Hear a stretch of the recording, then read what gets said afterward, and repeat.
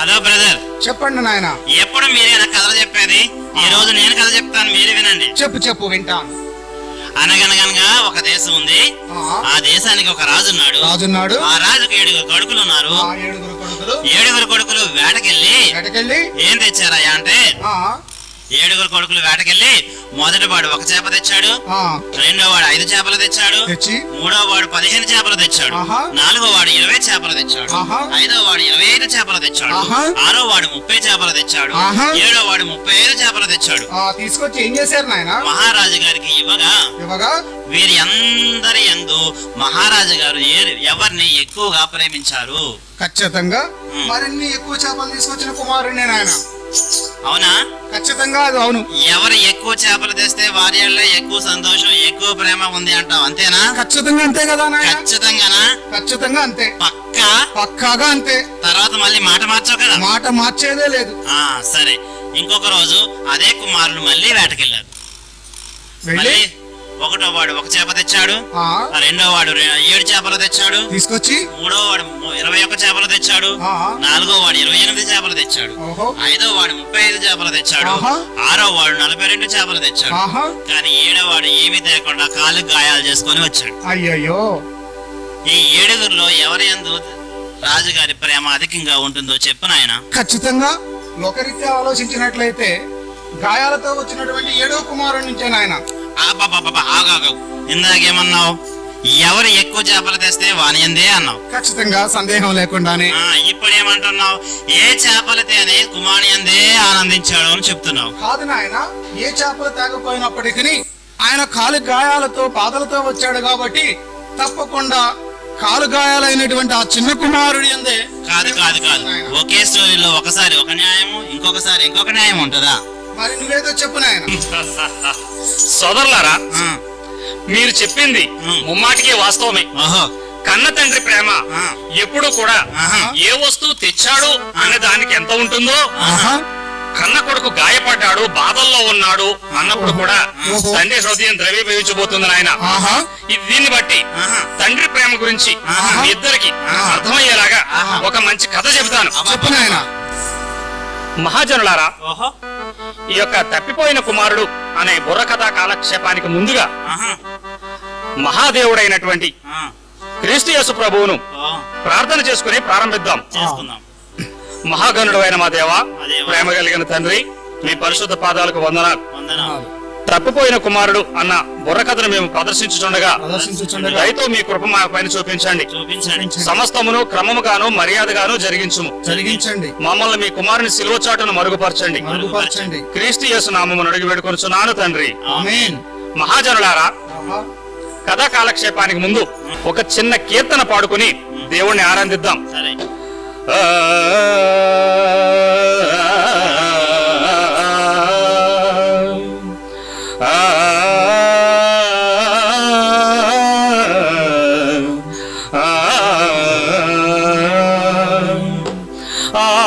ఆరాధించెదను ఆత్మతో నిరతం, ఆరాధ్య దైవమౌ ప్రభు యేసుని. ఆనందగానమే మనసార పాడుచు, ఆనందగానమే మనసార పాడుచు, అనుదినం స్తోత్రింతును నా యేసుని, అనుదినం స్తోత్రింతును నా యేసుని. ఆరాధించెదను ఆత్మతో నిరతం, ఆరాధ్య దైవమౌ ప్రభు యేసుని.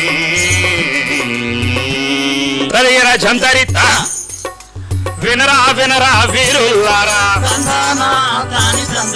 భారతదేశపు పౌరులారా, కపటము లేని పిల్లలారా, ప్రేమతో నిండిన కథ చెబుతాను. ఒక తండ్రికి 2 కుమారులు. తండ్రి మహాధనవంతుడు, దేవుని యందు భయభక్తులు గలవాడు. తన కుమారులు 2 దేవుని మార్గంలో నడవాలని నిరంతరము కోరుకుంటూ వారి కోసం నిత్యము ప్రార్థనలు చేస్తూ ధర్మ కార్యములను బహుగా జరిగించేవాడు. అటువంటి ఆహా. మంచి తండ్రికి ఆహా. ఇద్దరు కుమారులు. ఆహా. అందులో పెద్దవాడు ఎలాంటి వాడయ్యా అంటే ఎలాంటి వాడయ్యా? తండ్రి మాట తాకని వాడు, మహాబలము కలిగిన వాడు, తండ్రికి చేదుడు వాదుడుగా, ఇంటి పనుల్లోను పొలం పనుల్లోను తండ్రికి ఎంతో సహాయకుడిగా, అందరికీ ఆదర్శంగా. ఆహా, పెద్ద కొడుకు ఎలా ఉండాలి అంటే ఎలా ఉండాలి అనుకునేట్టుగా ఉండేవాడయ్యా. అలాగా. మరి రెండో కుమారుడు ఎలాంటి వాడు నన్ను చెప్పమంటారా? చెప్పు నాయనా, చెప్పు, వింటాను. కొంప కొంపకు తిరిగేవాడు, తందానా తానే తందానా, ఉన్నదంతా తినేవాడు, తందానా తానే తందానా, తండ్రి మాట విననివాడు, తందానా తానే తందానా, కన్న తండ్రికి చేదో వీడు, తందానా తానే తందానా. తరిగిన తండ్రిదా. అబ్బా, నీ గురించి ఎంత చక్కగా చెప్పావు నాయన. నా కోసం కాదు, రెండో కుమారుడు కోసం. రెండో కుమారుడు అంటే మొత్తం నీ లక్షణాలే చెప్పావు కదా నాయన నువ్వు. పెద్ద కొడుకు అట్లాగైతే చిన్న కొడుకు ఇంతే. నీలాగే. నాయన, ఆహా. నీలాగంటే నీలాగని నీలాగంటే నీలాగని మీరిరువురు కొట్లాడుకోవటం తగదు. ఆహా. అసలు తండ్రి ప్రేమ ఏంటో ఆహా. ఈ కథలో మనం ముందుకు వెళ్ళి చూద్దాం. ఆహా. ఈ చిన్న కుమారుడు ఆహా. సహవాస దోషం వలన ఓహో. మిత్రుల యొక్క ప్రోద్బలంతో ఓహో. తండ్రి యొక్క ఆస్తి మీద కన్ను వేసి అయ్యేసి నాకు ఇక్కడ స్వేచ్ఛ లేదు, లేదు, నేను తాగితే తిడతన్నారు, ఆహా. అమ్మాయిలతో తిరిగితే తిడతన్నారు, తిడతన్నారు. ఇంటికి ఆలస్యంగా వస్తే రావద్దంటున్నారు. అంటున్నారు. ఇవన్నీ నాకు కాదు. కాదు కాదు, నేను స్వతంత్రంగా బ్రతకాలి అనుకుని అనుకొని ఒక ఆలోచనకు వచ్చి నిజమే కదా. ఒక రోజు తండ్రి దగ్గరికి వెళ్ళి ఏమన్నాడయ్యా అంటే, ఏమన్నాడు? ఈ ఇల్లు నాకొక నరకం, తందనా తాని తందనా, మీరందరూ నాకు భారం, తందనా తాని తందనా, నేనుండలేను మీతో పాటు, తందనా తాని తందనా, ఆ ఆస్తిలో నా వాటా నాకు ఇచ్చేయి, తందనా తాని తందనా, నేను పట్నం వెళ్ళి వ్యాపారం చేస్తాను, వృత్తిలోకి వస్తాను, తందనా తాని తందనా, కోట్ల కోట్లు కోట్ల కోట్లు సంపాదిస్తాను అని తరిగిన తండ్రిదా. తండ్రి ఆ మాటలు విని ఆహా. హతాశుడయ్యాడు. అయ్యయ్యో. నా కుమారుడా, ఆహా. నన్ను విడిచి దూరంగా పోవద్దు, నువ్వు చేసే వ్యాపారం ఏదో ఎక్కడ ఉండి చెయ్యి, ఆహా. ఎంత పెట్టుబడి కావాలో నేను పెడతాను అన్నప్పుడు చిన్న కుమారుడు అన్నాడు, అన్నాడు. లేదు తండ్రి లేదు, ఆహా. నీతోనూ నాకు పాలు లేదు, ఓహో. నా ఆస్తి నాకు ఇచ్చేయి. మరి ఇచ్చేయి. తండ్రి, ఆహా. తప్పదా కుమారుడా? తప్పదు తప్పదు. నాయన, వద్దు, తప్పదు తండ్రి, నీతో నాకు వద్దు, నా ఆస్తి నాకు ఇచ్చేయి అని మొంకు పట్టి కూర్చున్నప్పుడు ఆహా. ఆ తండ్రి ఎంత బాధపడ్డాడయ్యా అంటే, ఎంత బాధపడినాడు నా నాయనా? కుమారుడా, ఆహా. చిన్నప్పటి నుంచి నిన్ను ఈ చేతులతో పెంచి పెద్ద చేశానే, ఈ చేతులు, ఈ నువ్వు చేతులు. అడిగింది ఏనాడు నేను కాదనలేదే, కాదనలేదే. ఈ రోజు నువ్వు నన్ను గుండెల మీద తల్లి నాకు దూరంగా వెళ్ళిపోవడం న్యాయమేనా న్యాయమేనా? అని కన్నీళ్లతో అడిగినప్పుడు కూడా ఆహా. ఆ కొడుకు మనసు కరగలేదు. అయ్యయ్యో. ఎంతసేపు తనకు మిత్రులే కనిపించారు, ఆహా. తన తాగుడే కనిపించింది, ఓహో. తన వ్యభిచారమే కనిపించింది, అబ్బబ్బబ్బబ్బ. అంతేకాని ఆహా. కన్న తండ్రి ప్రేమను అర్థం చేసుకోలేక చేసుకోలేక. నా ఆస్తి నాకు కావాలంటే కావాలని కూర్చున్నాడు. అవునా? కన్నేళ్ల పర్యంతమైన తండ్రి ఆహా. ఆస్తిలో తన చిన్న కుమారునికి రావాల్సిన వాటా ఇచ్చాడు. ఇచ్చాడా? ఆ ఆస్తి చూడగానే ఆహా. చిన్న కుమారుడి ఆనందానికి అవధులు లేవు. ఓహో. తన మిత్రుల ప్రోద్బలం చేత ఆహా. తన సుఖభాగాల లాలస గుర్తు వచ్చి ఓహో. దూర ప్రాంతానికి వెళ్లి వెళ్ళి. ఏ విధంగా తన ఇష్టానుసారం బ్రతకాలని బతకాలని ఏ విధంగా బయలుదేరాడయ్యా ఇంట్లోంచి అంటే, నేను చెప్తాను. చెప్పు నాయనా. ఎలా బయలుదేరాడయ్యా అంటే, ఎలా బయలుదేరాడు? బ్యాగు పట్టారా, సై. బొట్లు కట్టారా, సై. బట్టలు పెట్టారా, సై. డబ్బు పెట్టారా, సై. ముద్దు పెట్టారా, సై. తరిగిన తండ్రిదా. ఆ విధంగా ఆ విధంగా దూర ప్రాంతానికి ప్రయాణమైన కుమారుడు ఆహా. వ్యాపారం మాట అటుంచి ఆహా. ఏ విధంగా తన డబ్బును ఖర్చు పెట్టాడయ్యా అంటే, ఏ విధంగా ఎలా ఖర్చు ఖర్చు పెట్టాడు పెట్టాడు ఆయన? నాయనా?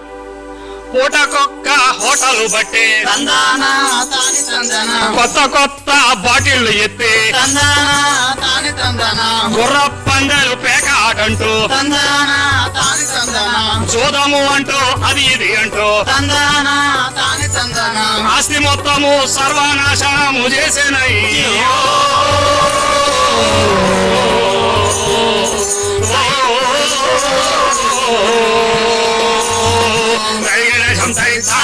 తినుము తాగుము సుఖించుము అని చెప్పిన రీతిగా ఆహా. మంచిగా తినేవాడు, ఆహా. స్నేహితులతో కలిసి తిరిగేవాడు, ఆహా. మంచిగా సుఖించేవాడు. అబ్బబ్బబ్బబ్బా. నిజంగా మ్మ్. ఆ స్నేహితులతో పాటు నేను కూడా ఉండుంటే ఉంటుంటే ఏం చేసేవాడు నాయన? మస్తు మజా ఉండేది నాయన. ఏంటో ఆ మజా చెప్పు నాయన. నేను చెప్తాను ఆ మజో ఏంటో తెలుసా? పందులు తినే పొట్టు తింటావు నాయన. అయ్యో పందుల పుట్ట అదేంటి? పందుల పొట్ట.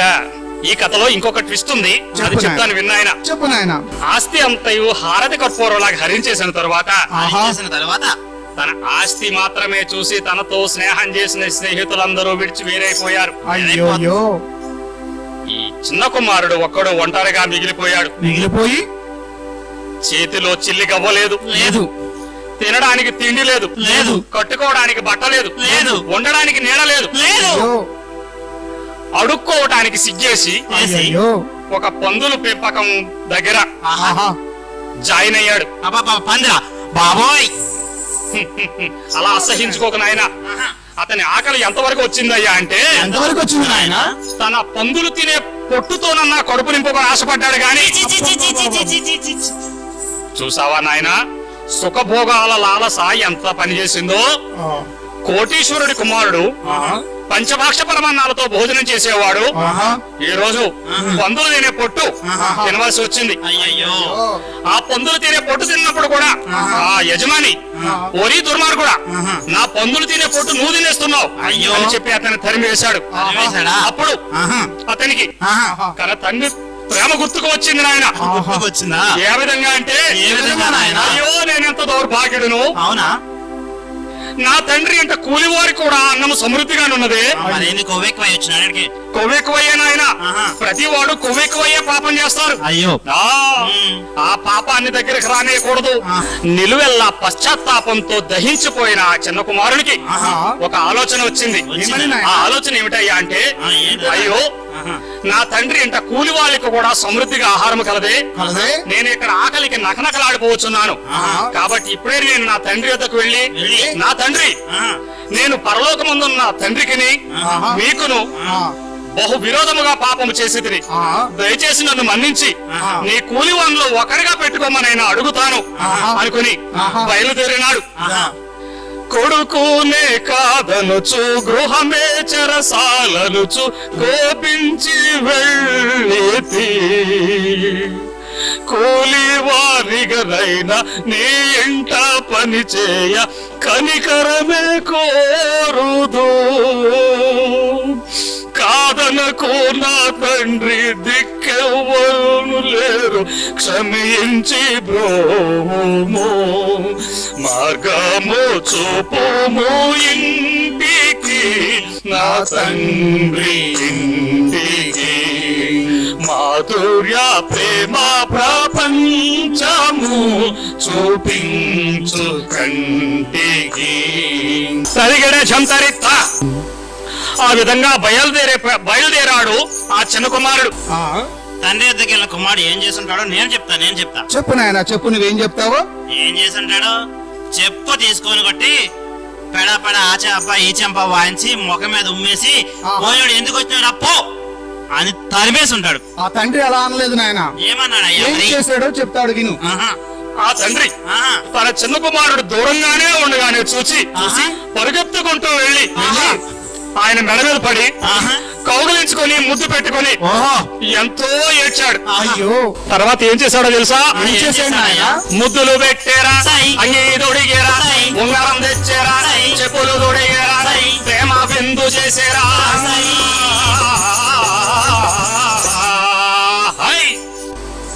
కాబట్టి యవన జన్మ, ఈ కథలోని సందేశం ఏమిటంటే, తండ్రి చెడిపోయిన కుమారుని చూసి హక్కును చేర్చుకున్నాడు. అదే విధంగా మన పరమ తండ్రి అయినటువంటి యేసుక్రీస్తు దేవుడు కూడా మనలను తప్పుదారులు వెళ్ళినా కూడా పశ్చాత్తాపంతో వెనక్కి వస్తే అదే విధంగా స్వీకరించి తన కుమారులు అయ్యే అధికారం మనకు అనుగ్రహించాడు. అంతేకాని హృదయ కాఠిన్యం చేత దూరం వెళ్ళిపోయే 100 మంది కన్నా దేవుని దగ్గరికి పశ్చాత్తాపంతో వచ్చే ఒక మనిషి విషయమై దేవుడు ఎంతగానో సంతోషిస్తాడు. కాబట్టి ఎవరి జన్మ, ఈ యొక్క కథ ద్వారా మనం తెలుసుకునే నీతి ఏమిటయ్యా అంటే, ఇహలోకము యొక్క సుఖములు మనిషిని సంతృప్తి పరచజాలవు, కేవలము దేవుని యొక్క సన్నిధి మాత్రమే. దేవుడు మీ అందరినీ దీవించునుగాక.